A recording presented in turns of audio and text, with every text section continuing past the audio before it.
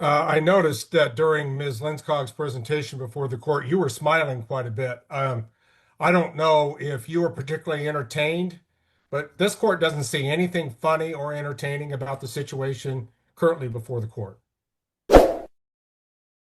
Darren Butericos and Aaron Butericos, plaintiffs versus Slab Estates LLC, Costa Butericos, and Braxton Byfield, defendants. Ashlyn Lenskog appears on behalf of plaintiffs. Joshua Alvin appears on behalf of defendants. This matter comes before the court at this time for further proceedings in regards to the plaintiff's motion for a preliminary injunction that was filed in this case. I've become recently aware that the defense has filed a response to such motion in the case. I do have that available to me at this time, counsel. Ms. Lenskog, you may proceed further in pursuit of your motion at this time. Yes, Your Honor, thank you. I'd like to let the court know that it appears both plaintiffs are also present in the Zoom hearing. I did also have a chance to review Mr. Albin's filing as of yesterday, and so most of my argument for you, Your Honor, will just be sort of addressing the points made in that filing.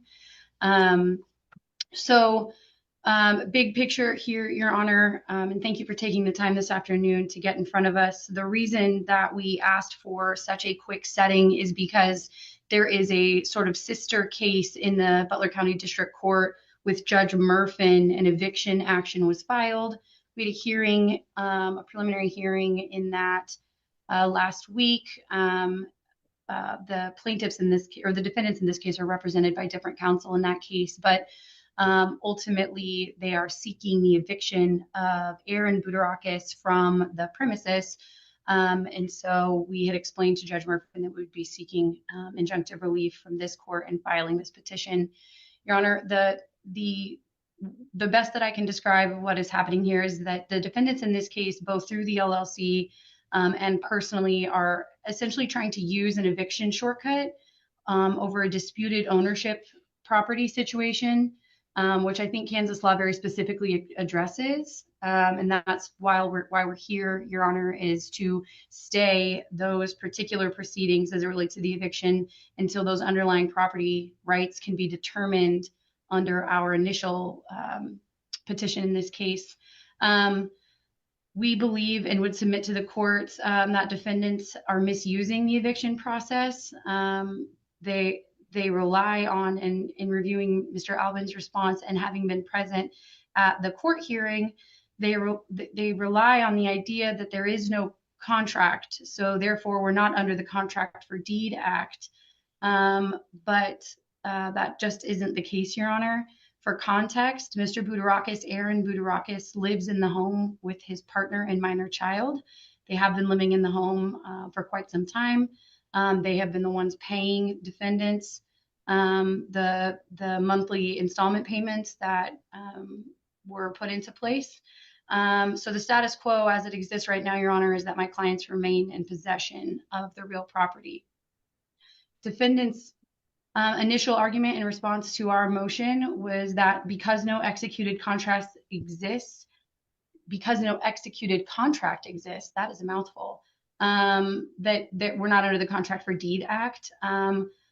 First, Your Honor, I believe the defendant's argument is contradicted entirely by the March 2025 contract for purchase and sale of real estate. It was executed by both defendants and Mr. Darren Buterakis and his wife, Dawn Buterakis, who are the parents of Aaron and one of the defendants, Costa.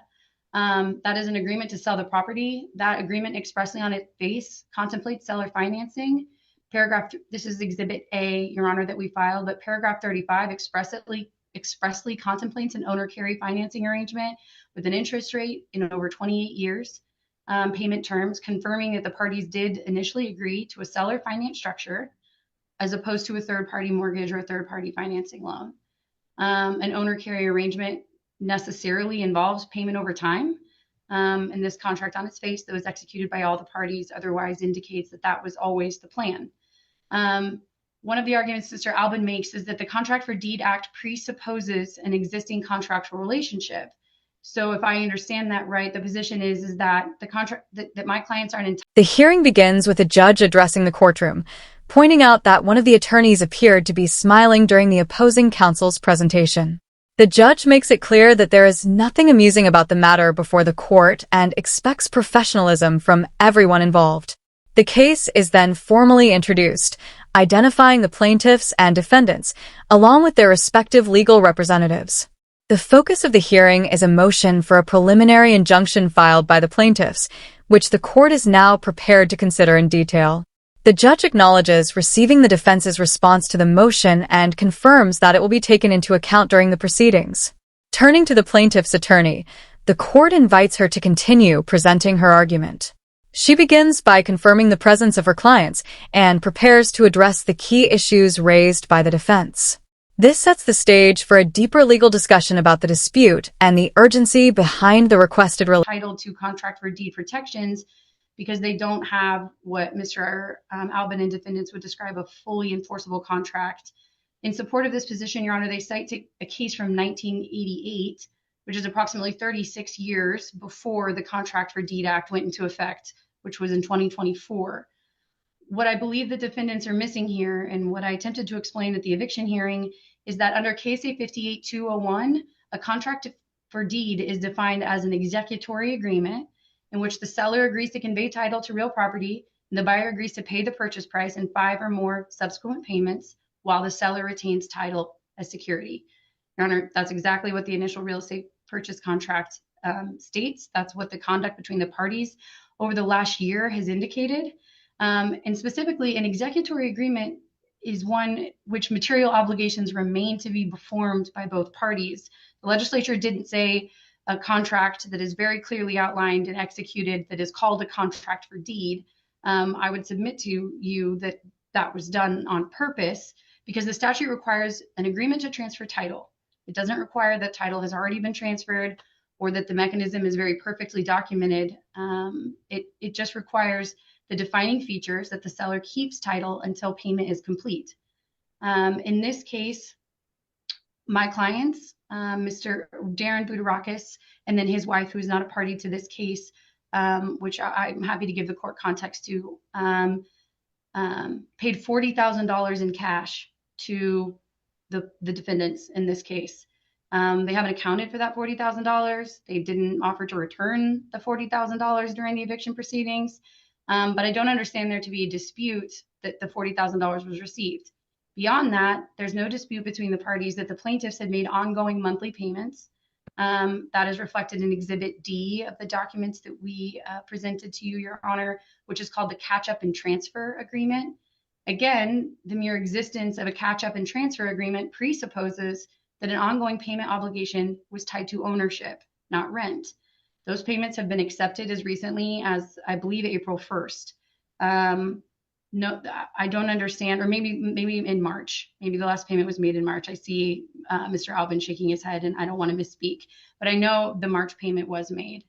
Our position here, Your Honor, is that defendant's argument as it relates to this would require the court to ignore the economic reality of this transaction. It is not a landlord-tenant situation.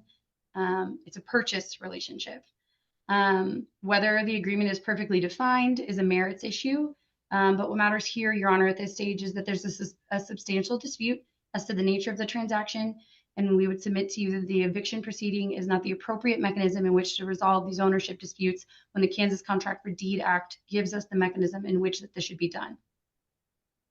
Next, defendant's response argues that plaintiffs cannot establish an equitable ownership in this case. That argument focuses on equitable ownership, again, under pre-Contract for Deed Act case law. That's not the controlling framework that we have to use here, Your Honor. The Contract for Deed Act governs the rights at issues here. Under KSA 585204A, it states that a buyer's rights under a contract for deed shall not be forfeited or canceled except as provided in the section. That statute is designed to protect a buyer's rights in this exact scenario, that their equitable interest cannot be forfeited or canceled except as provided under the statute. It doesn't condition those protections on sort of some predetermined equitable ownership determination.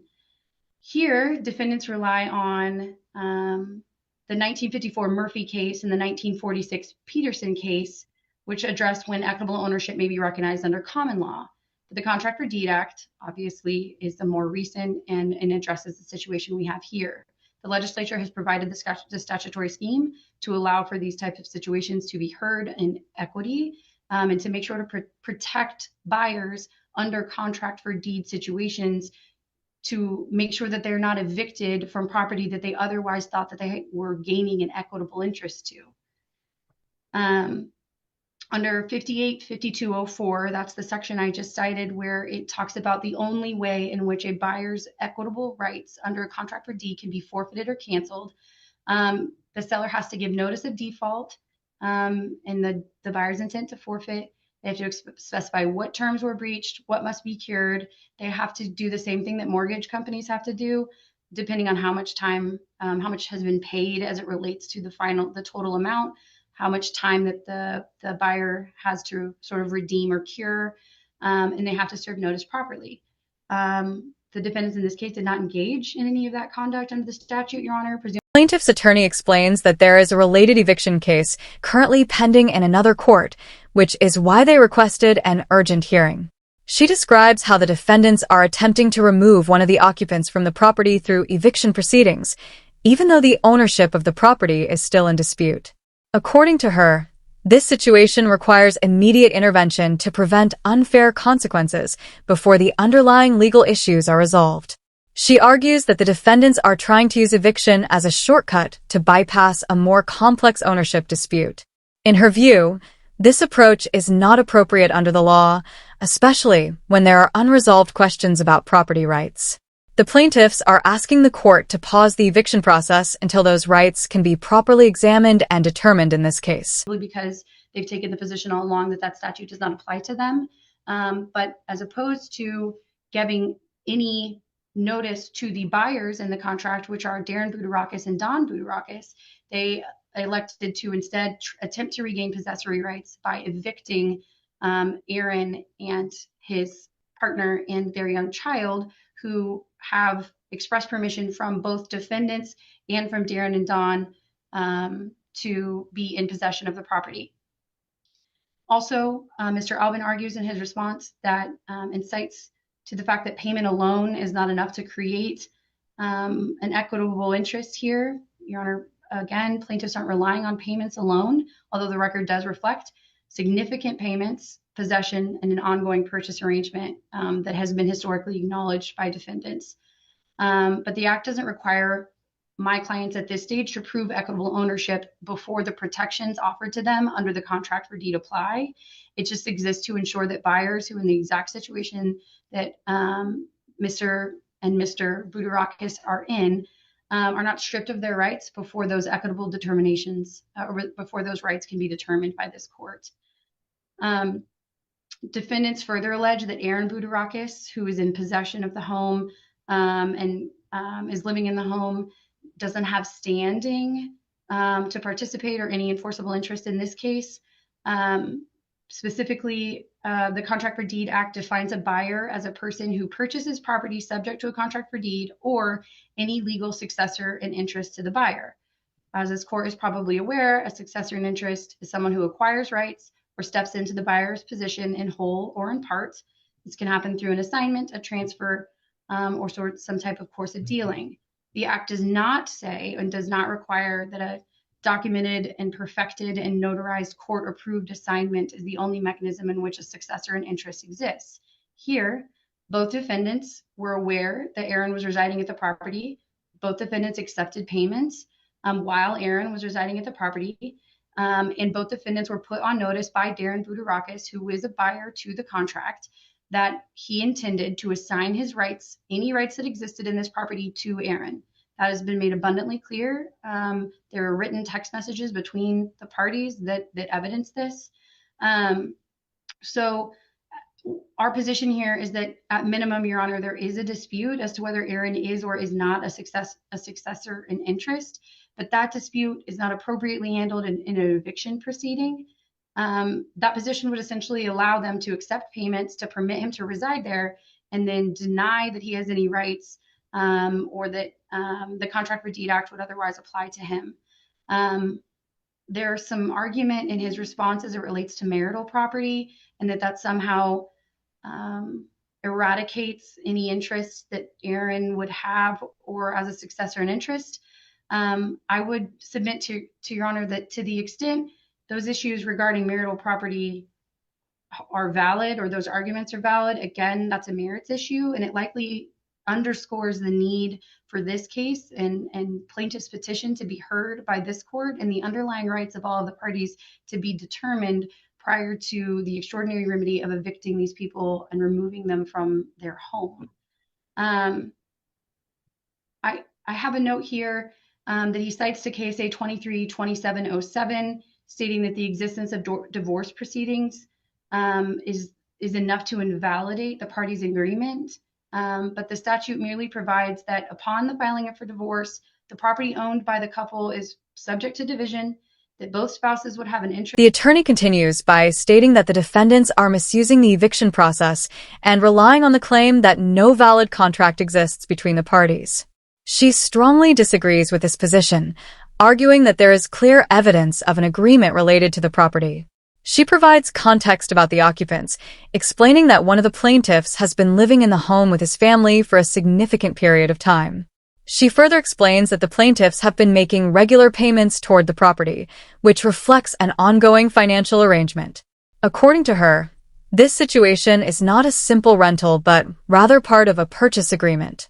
She emphasizes that her clients are currently in possession of the property and that this existing arrangement should be preserved until the court reaches a final in that property, and that the courts may restrict transfers at that time.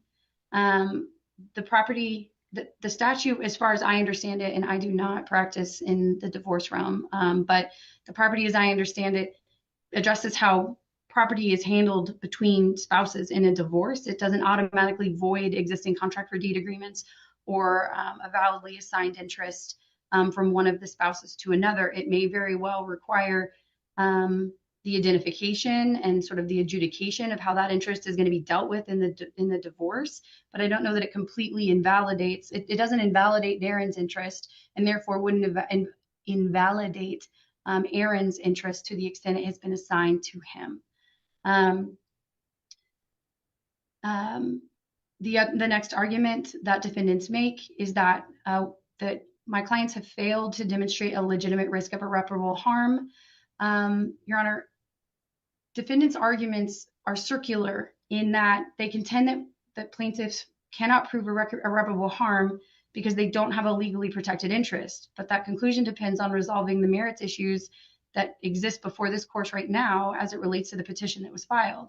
At this stage, plaintiffs aren't necessarily required to conclusively establish their rights, only establish a likelihood of success, or at a minimum, a substantial question going to the merits. That standard is met here. There is a likelihood of success that our clients would be deemed as buyers under the Contract for Deed Act, and that an eviction proceeding against them is in direct conflict with that act and in direct conflict with what defendants' obligations were to do. And for context for this court, this should not come as a surprise to defendants because when the eviction proceedings were filed, my office, and we were retained, my office immediately reached out and said, whoa, I think you're mistaken what the situation is here. There's like a validly existing contract for deed. There's a whole statutory scheme that tells us what we have to do. It's a foreclosure, not necessarily an eviction. Defendants declined to necessarily either halt or hold the eviction process and decided, nope, we disagree, obviously based on Mr. Albin's description of why the Contract for Deed Act doesn't apply. And then they rely on this, the Kovach v. Harper case under this proposition that there is no risk of irreparable harm here because loss of possession alone isn't enough to establish irreparable harm. But I reviewed the case, the opinion that they cite to pretty extensively, and the decision doesn't address possession of a residence, nor does it hold that the loss of possession of a residence doesn't constitute irreparable harm. What it does say is that in determining whether a party shows it will suffice an irreparable future injury, the party must only demonstrate that a reasonable probability of an injury exists. The reasonable probability standard is a much lower burden than the applicable burden of proof at trial. Requiring proof of certainty of irreparable harm is too high of a standard for parties seeking injunctions. In this case, Your Honor, the plaintiffs don't merely rely on possession alone, although possession is an important piece of this, but not just possession for the sake of possession. One of the plaintiffs lives in the home with his minor child. But plaintiffs rely on the threatened loss of their rights that would exist as the ongoing purchase relationship as it exists in this case. Those facts establish, Your Honor, at a minimum that a substantial claim to rights under the Kansas Contract for Deed Act exists here. If plaintiffs are evicted, or if the eviction is allowed to proceed, and the plaintiffs are ultimately evicted, and then later prevail in this case, monetary damages alone cannot restore the possessory rights they currently hold, including the continuity of their residence, their home, and their position in the transaction. Damages also cannot adequately remedy the premature.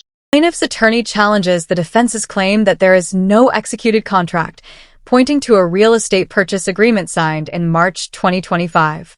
She explains that this agreement clearly outlines terms for seller financing, including a long-term payment structure. This, she argues, shows that both parties intended to proceed with a financed purchase rather than a traditional loan or rental arrangement. She highlights specific provisions in the agreement that confirm the existence of a seller-financed deal, including payment terms spread over many years. According to her, this type of arrangement inherently involves ongoing payments and a delayed transfer of ownership. She insists that the contract and the conduct of both parties demonstrate a clear intention to establish a purchase relationship. The premature extinguishment of their rights that the Contract for Deed Act was designed to protect. So the Contract for Deed Act says, these are the type of contracts we're covering. This is the only way that you can operate under these. And further than that, the Contract for Deed Act provides that if the sellers fail to follow the very prescriptive requirements in the Contract for Deed Act, they're subject to additional penalties and things like that, which underscores the fact that it's not just about foreclosing and following the process the right way, but that failing to follow the prescription under the Statute for Deed Act creates significant harm to the people who are otherwise operating under that act and attempting to protect their interests. Defendants also argue that public interest does not favor granting injunctive relief here. Obviously, Your Honor, I would disagree. I think that the public interest is directly reflected in the Kansas Contract for Deed Act, which was enacted to regulate seller-financed real estate transactions and to prevent the forfeiture of buyers' rights through proceedings exactly like this one. I would submit to the court that public interest favors preventing wrongful foreclosure more than it favors the idea that defendants are entitled to possession of a piece of real estate that they haven't been in possession in, that they've accepted substantial payments towards, and have otherwise acknowledged in written documents and text message exchange between the parties and sort of all of these experiences that this has and always has been contemplated as a contract for deed. Preserving possession temporarily while we determine the underlying rights of the party does not determine ultimate ownership. It just ensures that ownership is determined through the proper legal framework. So in conclusion, Your Honor, our position is that defendants spelled out the framework, which we would agree to, or would agree is correct, that the specific elements have to support injunctive relief. Your Honor, that we would submit to you that plaintiffs have demonstrated a substantial likelihood of success on the merits, at least as it relates to this entire relationship falling under the Contract for Deed Act, that plaintiffs face irreparable harm, not just from the loss of possession, but from the extinguishment of their statutory and equitable rights tied to an ongoing purchase agreement, that there's no adequate remedy in law as monetary damages alone cannot restore possession or undo my client's rights or the impact that it would have on them as it relates to having to completely move out of a piece of property where they're living. The balance of equities favor preserving the status quo. Plaintiffs remain in possession. Defendants suffer no comparable harm. from temporary pause. None that I can identify. At the eviction hearing, their position was that they are entitled to repossess because it's theirs. But the Contract for Deed Act would disagree. And the public interest is served by ensuring that the statutory framework governing these contract for deed transactions is applied before a party is allowed to be removed from the premises through an eviction proceeding. Your Honor, at the core of this, we would submit to you that this case is not appropriately formed under an eviction proceeding, which is why we brought the case as a civil action. And for those reasons, we would respectfully request that our preliminary injunction be granted. Thank you. Very well, Ms. Linskog. Mr. Albin, I noticed that during Ms. Linskog's presentation before the court, you were smiling quite a bit. I don't know if you were particularly entertained, but this court doesn't see anything funny or entertaining about the situation currently before the court. But I do trust that you have some sort of serious response that you wish to give the court. Is that true? That's correct, Your Honor. Your Honor, the plaintiffs are asking for an extraordinary relief based on a theory that does not match the facts or Kansas law. Discussion shifts to the legal definition of a contract for deed, with the attorney explaining how the law applies to this situation. She argues that the defense is relying on outdated legal cases that existed before newer laws were introduced. These newer laws, she says, were specifically designed to address situations like this one and provide protections for buyers. She explains that a contract for deed does not require a perfectly formalized document, but rather an agreement where payments are made over time while the seller retains the title. According to her, the arrangement between the parties fits this definition. She stresses that the law focuses on the substance of the agreement rather than its technical perfection. No executed contract for deed. There's no substantial... Let me just interrupt, Mr. Albin. If we don't have a contract for deed situation here, what do your clients think is in place? We have a failed real estate transaction. If you look at the exhibits that were produced as part of this petition, there's a purchase for sale contract, a contract amendment, financing terms, and a catch-up transfer agreement where there's only one page without any signature. We don't have any receipts for payments. We don't have any payment structure. We don't have any of those things that even under a normal contract for deed or even any other type of foreclosure defense that we would actually see where we would bring up, well, these are the substantial performance. I think that we've lost sight in that argument of what the basis of this is. It's a preliminary injunction, which before anything can be done has to presuppose the likelihood of success on its merits. We have no binding contract where there's multiple drafts that deal with negotiations. The contract law states specifically that that is not a binding contract and you can't be bound by those negotiations. That is the King versus Winger case. We have a divorce proceedings, which 2707 doesn't just talk about it, but it allows and does not allow unilateral transfer of property rights without court approval during a divorce settlement. We have Darren Budarakis, who has transferred rights to another person, which we don't actually have an agreement for, we don't know about. We have Don Budarakis, which is, for all intents and purposes, agreed that, yeah, this contract, this property isn't in the process with Darren and Don. We have a time and an equitable ownership question, but we don't have any statements of clear payments. We don't have any improvements which are required. We don't have a defined structure, which is also required. We keep on going back to the Contract for Deed Act, but the act itself only establishes rights. It doesn't change the legal framework that we've had for over 100 years. It establishes rights. It establishes rights that may not have been clearly established before, does it not? Well, it establishes rights, but what it does is it gives more of an equitable fighting remedy more than it does change the legal framework of what a contract for deed is. It clearly defines what the legal standard has always been. And so we use the cases the case law that hasn't changed, hasn't been challenged for over 100 years with Peterson case, the Lewis case. Those cases are well-established cases that have been used time and time again. When under Kansas law, when performance is minimal or unclear, eviction is a proper mechanism to retain possessory rights. Aaron here specifically doesn't have standings. He's not a party to the original contract. There's no valid assignment that has been presented as evidence, and divorce prevents unilateral transfer. Okay, Mr. Albin, do you handle foreclosure proceedings? I do. You prosecute foreclosure proceedings? I do. If you were filing a foreclosure proceeding on behalf of a lender, would you name a tenant that you knew that occupied the premises as a party defendant?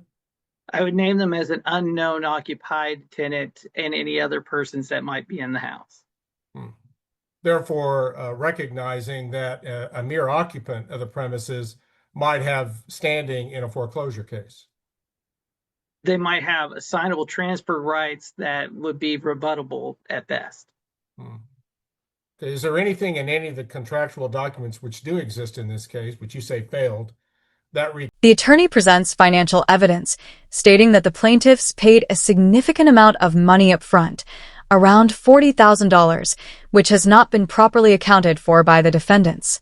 She also mentions ongoing monthly payments that have been consistently made, reinforcing the idea that this is a purchase agreement rather than a rental situation. She argues that these payments were accepted by the defendants, further supporting the existence of a contractual relationship. The attorney emphasizes that the court should consider the real economic reality of the situation instead of relying solely on technical arguments.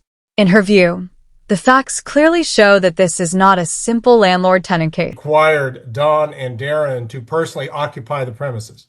No.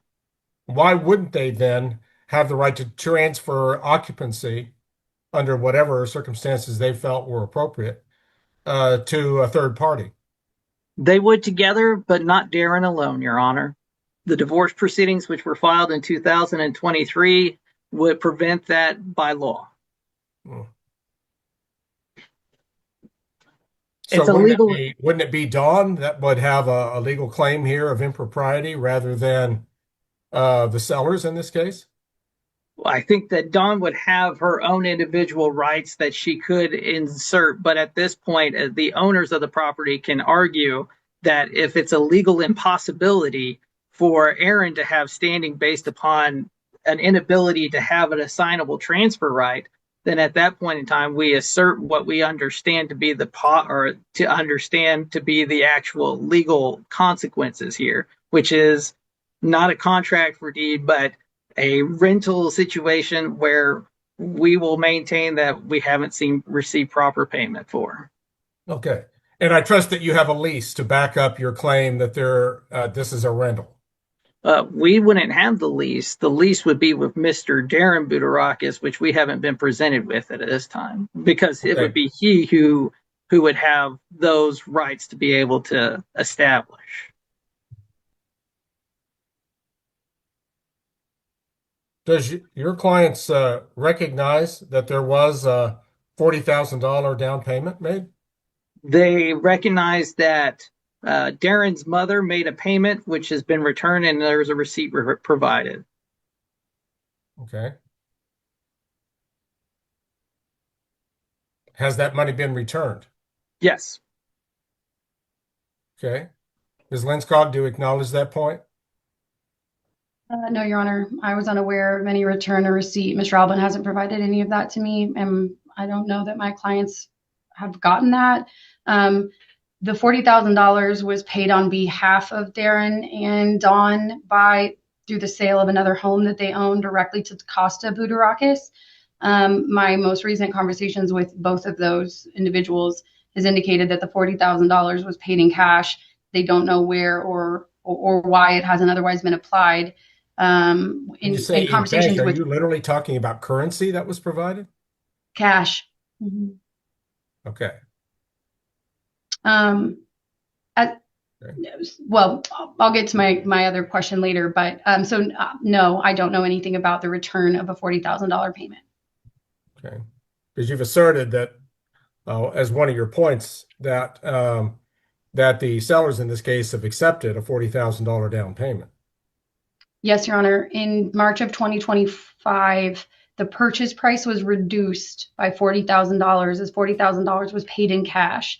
There was also significant text messages exchanged between the parties, which I didn't necessarily want to attach the petition, but I'm happy to share or otherwise provide to the court that Mr. Albin also has access to, that these individuals have repeatedly acknowledged the transfer of title. These individuals have repeatedly acknowledged, yes, we're just going to get paid up and we're going to get you the deed, over and over and over again. So it's a little surprising to me now to hear that the $40,000 was returned, because I didn't even know that was a part of the plan. Can you say it was Dawn's mother that provided this? I believe so. I believe that Dawn, Darren, and her mother owned a piece of property together. That property was sold.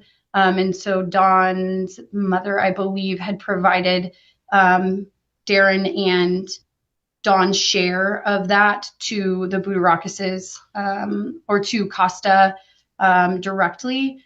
And then to the extent it is helpful, Your Honor, I do have, I was able to procure from my clients proof of every payment that has been made from March of 2025 to, I can find the most recent one.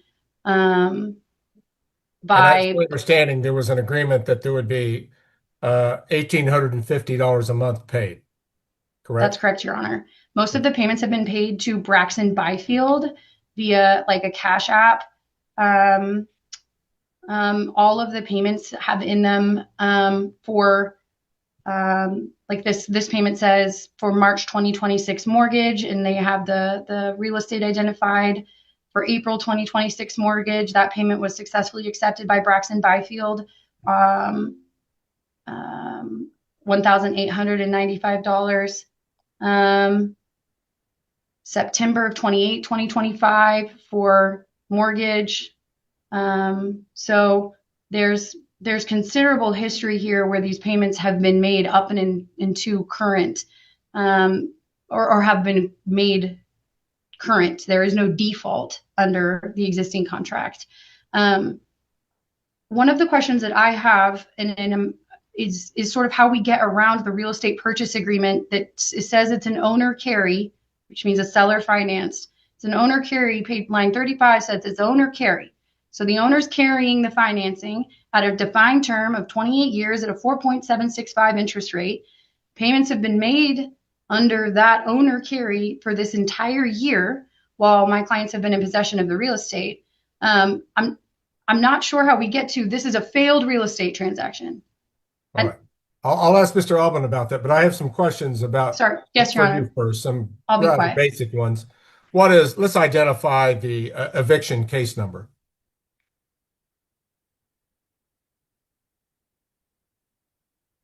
Sorry, Your Honor, I muted myself. Let me pull that up. And then can you identify the attorney that's handling that? It is being handled by Shannon Braun at Morris Lang, Your Honor, right? Morris Lang. By Shannon Kelly for Shannon Kelly Law Offices. Just ignore me. It's Shannon Kelly, my fault. Yes, Your Honor, the case number is Slab Estates LLC versus Aaron Budarakis et al. It's 2026 LM 427. Thank you. And then you referred numerous times during your presentation, Ms. Linskog, about both defendants. Are you talking about the non-corporate defendants when you're referring to both defendants and leaving out Slab Estates LLC? No, I likely misspoke, but I meant all defendants. I think the problem that we have here and the reason that they're named personally is because a lot of these payments that were made under the contract for deed, like the cash payment and these Cash App payments, they're made to Costa or Braxton individually. They're not made, that's who's accepting the payments. And we don't have an accounting from the LLC specifically about whether it received those payments or how those payments were applied to the outstanding balance or any of those things. And the correspondence between the parties sort of flaps back and forth between Costa and Braxton.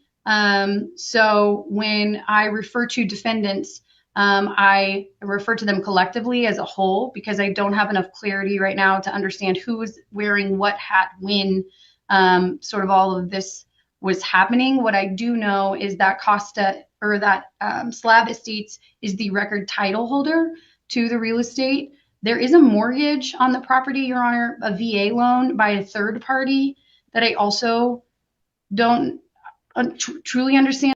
The attorney explains that there is a serious dispute over whether the plaintiffs are renters or buyers, and she insists that eviction is not the correct way to resolve such a dispute.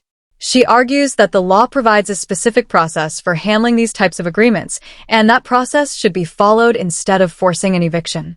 She also addresses the concept of equitable ownership, explaining that the law protects buyers from losing their rights without proper legal procedures. According to her, the defendants failed to follow those procedures, such as providing proper notice or an opportunity to cure any alleged default. This failure, she argues, makes the eviction attempt. And what's going on there? I know VA loans are really particular, which is another question we have under our violation of the Contract for Deed Act. But I just wanted to give you clarity under sort of how we sort of looped all three of those in. All right. Mr. Allman, I promised I'd get back with you. You may make further presentation to the court at this time. Your Honor, the only other thing that I would say is that there was no closing in this case. They never finished a closing to complete the contract for purchase. Contract. What have closing entailed? Well, closing would have entailed basic things such as deed transfer and things like that. That's what I believe. If they were holding the deed, they wouldn't be transferring title. Well, what was originally supposed to happen here is they were going to hold financing in the sellers, and that the new buyers were going to get additional financing at some point in time. That was the contemplated negotiations that went on in this case, is that they were holding financing, and so they could obtain additional financing at someplace else. That way they could fulfill the VA loan that was put on the house, have the house sold, and they can move on. Slab Estates is not in the business necessary of doing a contract for deed. That's not what their business is. They take houses, they flip them, they restore. Costa is a contractor specifically. Braxton's a real estate agent, and that's what they do is they buy houses that need work, they redo them, and they sell them. Doing a contract for deed in their minds is not what they're made for, because they can't handle on that type of financing terms a 28-year term at a set rate, because number one, they don't know how to do an amortization schedule to be able to handle it properly. They don't know how to do any type of interest issues that may pop up. They don't know how to do property taxes through a buyer's finance. That's not what their business is here. The negotiations in this were they were going to obtain different financing, and that's why there was the directed seller financing at this point in time, because they were supposed to get additional financing at another place. I believe the big issue that came down in this case and why this real estate transaction failed, from my understanding of talking to my clients, is that Dawn and Darren couldn't agree about how to handle this, and that Darren didn't want to take it on by himself, or that Dawn didn't want to take it on by herself, and that we have now ended up in the process of where we are now, is that we have a house that has somebody living in it that we didn't agree to live there. From my understanding, they haven't been making payments. And when you have somebody who's not making payments living in a property that you own, that there's no completed contract for anything, is that you try to evict them and you sell the house to somebody else. Your Honor. Ms. Linskog? Both Darren and Aaron Budarakis are here. To the extent the court would like to take testimony on whether or not payments have been made and are current up through April of 2026, or not. I just want to give the court the option because I think Mr. Albin is misinformed as it relates to those payments.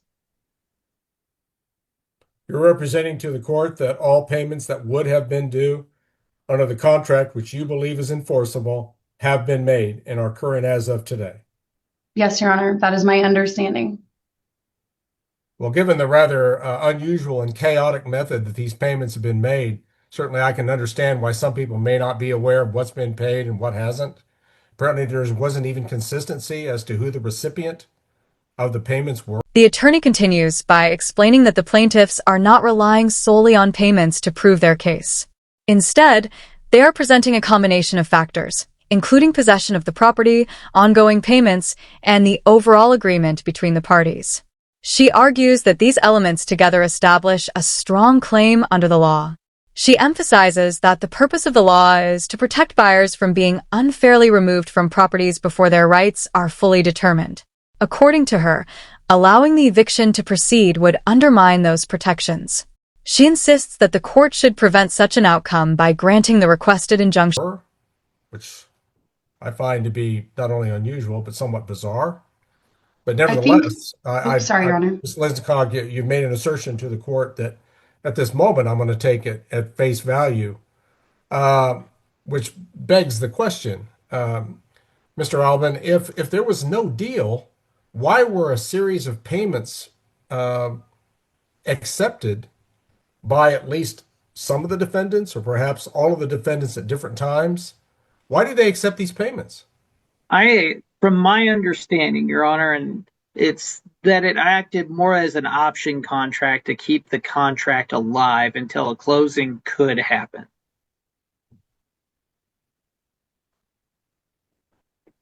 Under that theory, Your Honor, my clients would still have the right to close under the contract for deed since all payments are current.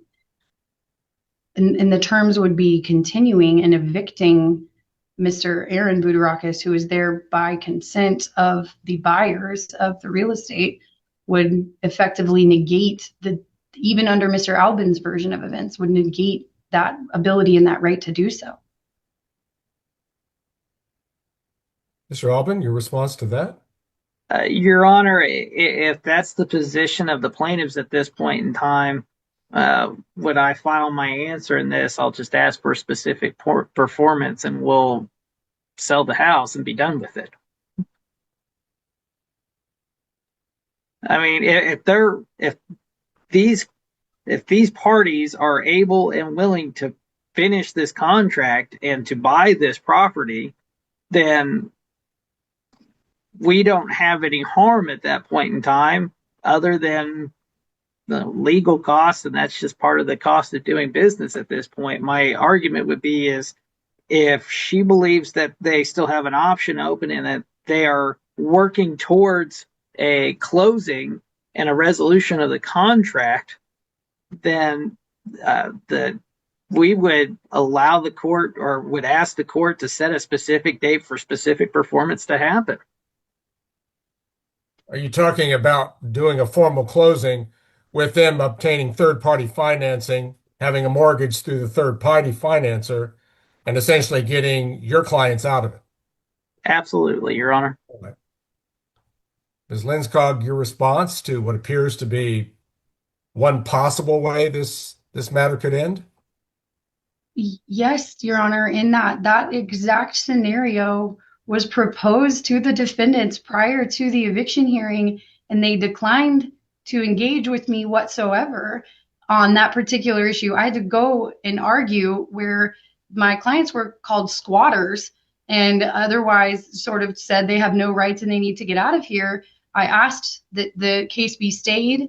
They refused to stay the case. I had to seek injunctive relief. I had to file an action here. My clients had to pay for all of that. And while I understand Mr. Albin's perspective, oh, well, legal fees are a cost of doing business. Well, unfortunately for his clients in the Contract for Deed Act, legal fees in this case are not a cost of doing business. They're a penalty for violating the Contract for Deed Act in the first place. So while I do think that my clients are wholly prepared to get third-party financing to get away from sort of this overarching leverage sort of situation the defendants are engaged in, I don't necessarily mean that think that means that that Mr. Alvin and his clients can wash their hands of the conduct they've already engaged in. This conversation that's currently happening would have been ideal to happen before we got this far down the road. That being said, to the extent that Mr. Alvin is agreeing that yes, your injunctive relief is appropriate, we will stay or withdraw any eviction proceedings. I think a withdrawal and dismissal is likely more appropriate than a mere stay, and saying it will grant you X amount of time. Turns to the role of another individual living in the property and whether he has legal standing in the case. The attorney argues that he qualifies as a successor in interest, meaning he has rights derived from the original buyers. She explains that this can happen through various forms of transfer, even if they are not formally documented. She points out that the defendants were aware of his presence and accepted payments while he was living there. This, she argues, shows that they recognized his involvement in the arrangement. She concludes that at the very least, there is a legitimate dispute about his rights, which should be resolved in court rather than through eviction. Time to come up with the financing in order to have this transaction closed, then we would certainly engage in that with him to avoid protracted litigation. I just don't want to give the impression that sort of absolves him or his clients from any liability in the way that this conduct was handled in advance. Okay, Ms. Linskog, you've not only placed words in Mr. Albin's mouth, it's more than mere words, it's several important paragraphs. I have a tendency to do that, Your Honor. I apologize, Mr. Albin. No offense taken. So she did make a suggestion as to what she thought you might be saying here. How much of it are you saying? Your Honor, I could agree to a stay. A withdrawal and dismissal is a little bit of an extraordinary thing. We still need to have a date certain for specific performance to hold toes to the fire. That's part of the issue here, is the continuing, the pushing, we want to finish this, and we just never have got resolution. Okay. I would just... Any last words, Ms. Linskog, with an emphasis on last? Yes, Your Honor. The fewest words I've ever attempted to add. I would argue the defendants cite a 28-year contract for deed. I understand they want it faster. I'm not suggesting my clients can't get it faster, but they're not entitled to specific performance until they plead it and otherwise identify that they are entitled to a faster performance than the contract for deed initially identified here. I'm not suggesting that it won't happen, just merely that they're not currently entitled to that kind of remedy.